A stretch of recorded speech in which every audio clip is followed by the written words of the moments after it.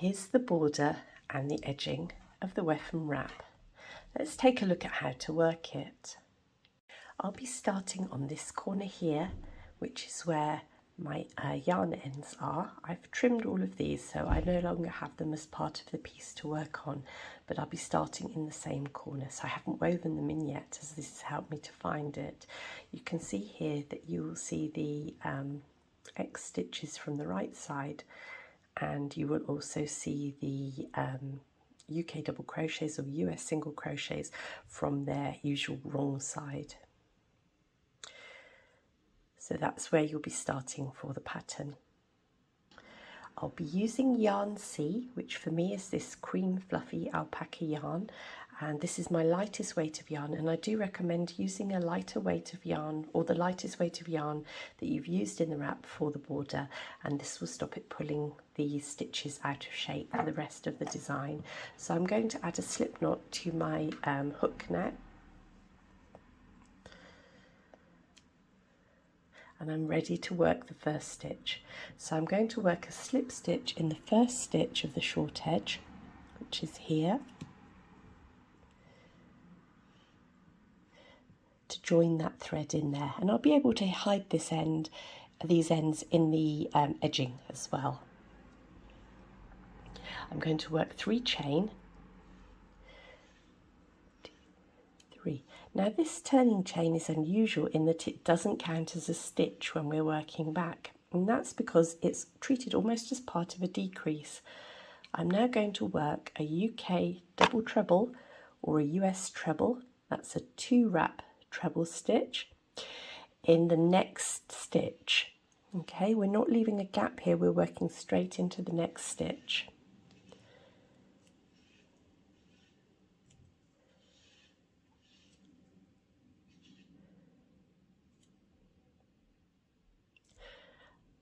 I'm going to chain 1 for the center of the V-stitch, and then I'm going to wrap twice again and make the other half of the V-stitch into the same stitch.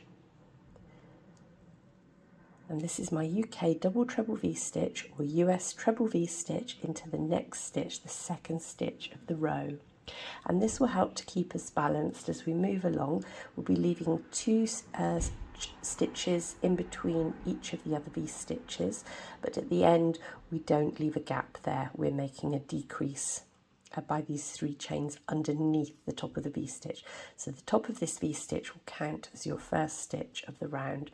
The 3 chains don't at all. So for the rest of the row we're going to be working skip 2 stitches and work a UK double treble or US treble, a 2 wrap stitch, into the next stitch. So we'll work that all along as a V-stitch, miss 2, and then work that V-stitch into the next stitch, all the way to the end. So that's how that's going to look. So when you get to the end, you'll notice that you have 3 double treble V-stitches, or trebles if you're using US terms, between each of the long narrow X stitches. And they're positioned in the same stitch, so the first stitch after the X stitch and the last stitch before the X stitch. And you'll see also at the end, which isn't quite enough to make the V-stitch, so you're going to work your end DTRV stitch or end TRV stitch in the last 2 stitches. So we've got the last stitch here, and the first stitch is the turning chain of the previous round. So we're going to wrap twice, go into that last proper stitch, pull through 3 times, 2 loops 3 times, we'll make a chain, and now we're going to start making our second long stitch there, and we're going to pull through the 2 loops twice and leave those 2 loops on the hook, wrap once, work into those end turning chains, the top of them, and then we're going to pull through 2 loops once and 3 loops for the second time, and that's our kind of like a decrease under the V-stitch to give us that sturdy end there. So the next thing we want to do is turn the work, and then we're going to work 4 chain to count as a treble and 1 chain before our cluster row. 1, 2, 3, 4 chains there, and then we're going to skip 1, and we are going to work a cluster into here, which is a 5 treble cluster in the UK pattern, or a 5 double crochet cluster in the US pattern, a 1 wrap stitch. So wrap once, pull the yarn through 2 loops once, wrap again, pull the yarn through 2 loops once. So that's the second one. Do it again for the third time, a fourth time, and a fifth time. And on the fifth time, we'll then pull it through all of the loops on the hook and work another 2 chains. 1, 2, and skip the V stitches. Let's work that again.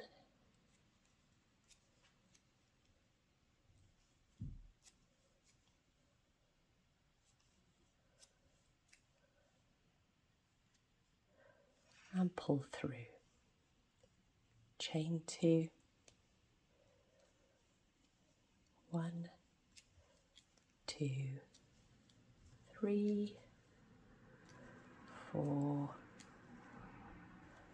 5,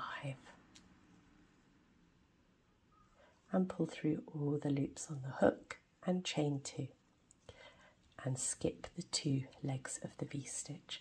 So we'll be working this pattern all the way along. Now when you reach the end of the row, you'll work your last stitch,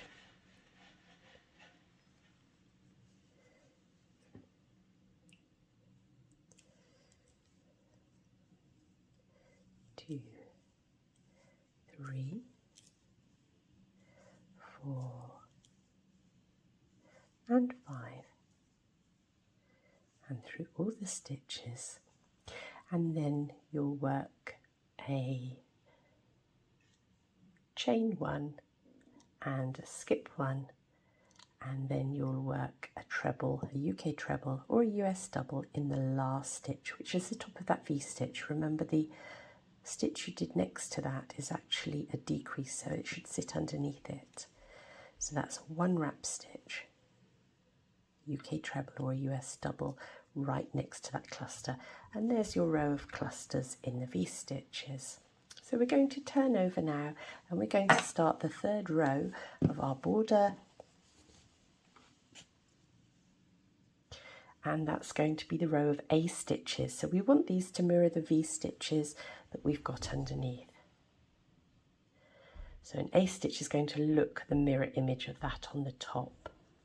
So what we're going to do here is work 3 chain, which counts as a treble in UK terms or a double in US terms. And then we're going to work a double treble A stitch over the next chain, 5 treble cluster and chain group. So that was our repeat in there. We had a chain, a 5 treble cluster and a chain. So what I'm going to do is I'm going to make 2 wraps. So that's my UK double treble or US treble, and I'm going to work into that chain space there.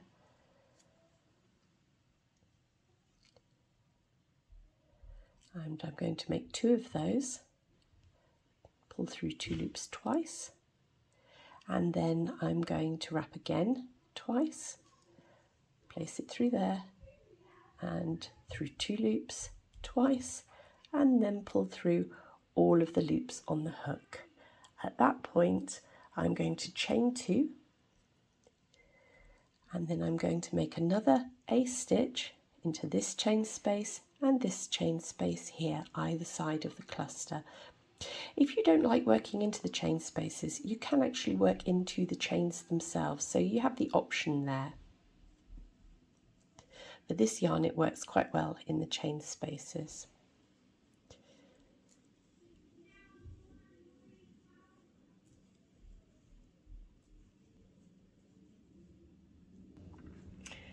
So just to go through that again, wrap the hook twice, work into the chain or the chain space, pull up the yarn through 2 loops twice, wrap twice, place it in the chain space or the chain the other side, pull through 2 loops twice, and then pull through the 3 loops on the top of the hook, and that's your ace stitch. So you're going to repeat that all the way to the end of that side, either side of each of those clusters there. So as you reach the end, chain 2, double treble ace stitch in UK terms or treble ace stitch in US terms over the final cluster, and then at this point here you're going to work a double treble, so that's a 2 wrap treble in UK terms, or a treble, again a 2 wrap treble in US terms, into the end stitch, that UK treble or US double crochet at the end of the round, and then you're going to pull those all the way through in the normal manner, and that's your border finished. So we can look how that works on the border itself. Here we've got the V stitches, we've got the clusters, and here we've got the ace stitches, and then we're going to work around and edging in the sturdiest of your yarns, and that's going to go all around the edge. So let's take a look at how to work that now.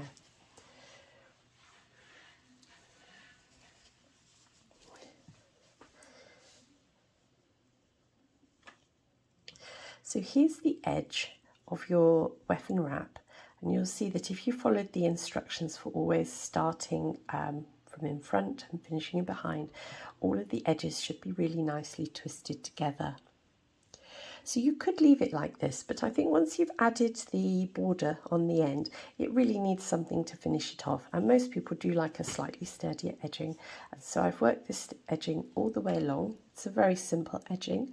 I've worked it in UK half trebles or US half doubles, and I've worked 2 into each space and 1 into each of the row end stitches. So you can see there's a UK half treble, US half double into that row end stitch, 2 of them into the space between the rows, and then there's another one into this space here.